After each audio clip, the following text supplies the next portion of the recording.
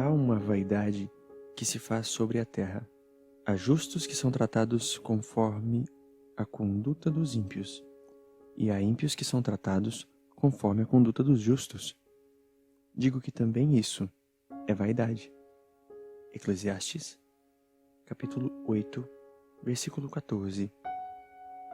Louvado seja o nosso Senhor Jesus Cristo, para sempre seja louvado. Meus caros, hoje o autor sagrado volta a olhar sobre uma realidade que a muitos de nós traz dúvida. Por que os bons sofrem? Por que alguns maus prosperam? E essas duas perguntas se direcionam a algo um pouco mais profundo. Qual é a origem do mal? Bom, é preciso partir primeiramente de uma certeza. Deus é bom. É sua natureza ser bom. Então, de nenhuma forma, algo ruim, algo que ataca a integridade da criação, poderia partir do coração de Deus. Então, há um grande erro em todas as vezes que afirmamos que algo de ruim ou algo de doloroso brota da vontade de Deus.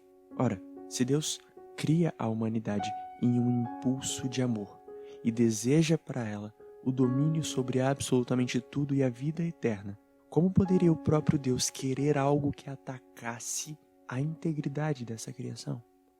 Como poderia o próprio Deus ter se dignado a projetar algo que ferisse a criação? Uma doença, por exemplo. Como poderia o próprio Deus destinar a alguém ou a um grupo de pessoas ou simplesmente permitir que algo ferisse a sua imagem e semelhança? Aqui já se compreende que aquilo que há de nocivo à imagem e semelhança não provém do próprio Deus, mas resulta como consequência da nossa experiência de pecado, da conduta humana. A humanidade, criada e dotada de características singulares, trilhou o seu próprio caminho e naturalmente colheria as consequências do caminho trilhado. Diante disso, ainda muitos de nós poderíamos pensar, mas se Deus nos ama, como poderia Ele então permanecer inerte diante das situações de sofrimento? Será que Ele não se importa que padeçamos?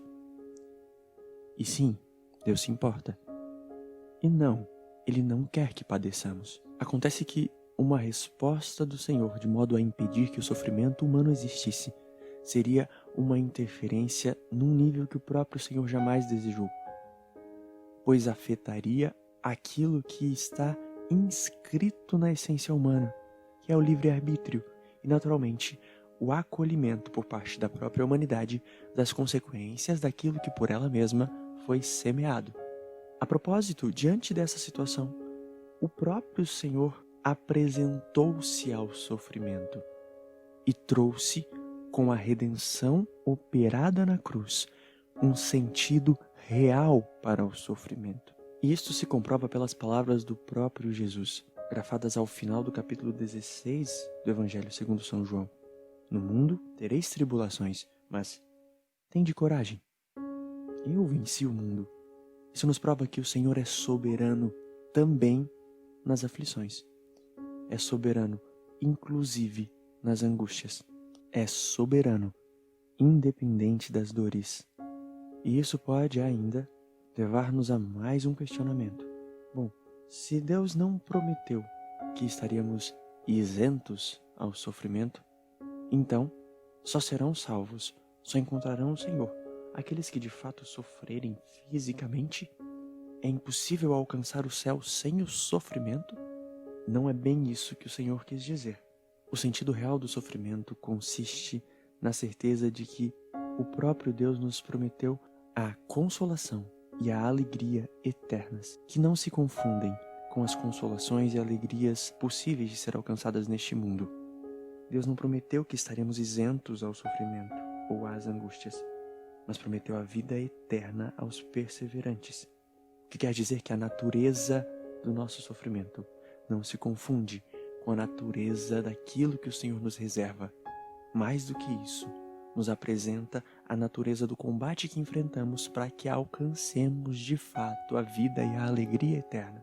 O combate é espiritual.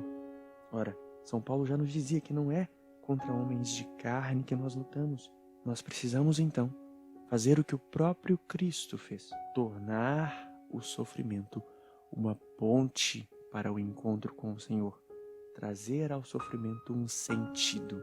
Mais do que isso, reconhecendo que a origem do sofrimento não está no Senhor, dar graças. Afinal, dar graças, reconhecer a soberania do Senhor é estar diante dele, submetido ao seu reinado, certos de que nada afetará esta realidade. Se estamos submetidos somente ao Senhor, nada neste mundo nos escraviza. Se estamos sujeitos unicamente ao Senhor, somos verdadeiramente livres, porque a nossa origem é o próprio Senhor. Vincular a salvação única e exclusivamente ao sofrimento humano é ignorar que muitos de nós, inclusive, experimentamos a alegria diariamente em nossas vidas. Gozamos bem daquilo que o Senhor nos concede. Isso é uma realidade. E isso não nos impede de viver a santidade. Ao mesmo tempo, é completamente possível que, diante das experiências de dor e sofrimento, estejamos ligados ao Senhor. E é extremamente necessário que isso aconteça. Houve uma situação em que São João Paulo II foi visitado por um bispo que estava com a perna quebrada. E esse bispo pediu que São João Paulo II pronunciasse a bênção, pedindo ao Senhor a cura. São João Paulo II pronunciou a bênção, se levantou, deu 2 tapinhas na cabeça desse bispo e disse: "Não desperdice o teu sofrimento." Basicamente o que ele queria dizer era: não se perca com lamentações. Dê ao seu sofrimento um sentido. Una o teu sofrimento ao sofrimento do Cristo. Aproveite-o para a tua santificação. Justamente por isso, não há sentido em acumular riquezas na terra. Porque tal como o nosso combate não é contra homens de carne, também não envolve armas terrenas. Não adianta juntar coisas que simplesmente pesam nessa terra, sem que elas me direcionem ao céu, fazendo-me sujeito a elas e não ao próprio Senhor.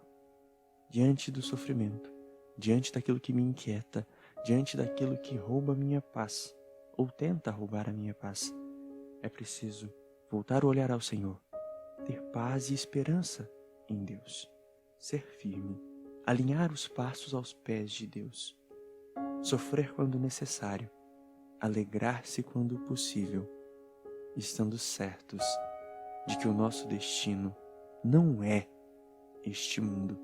Por isso, nada que vem dele nos importa.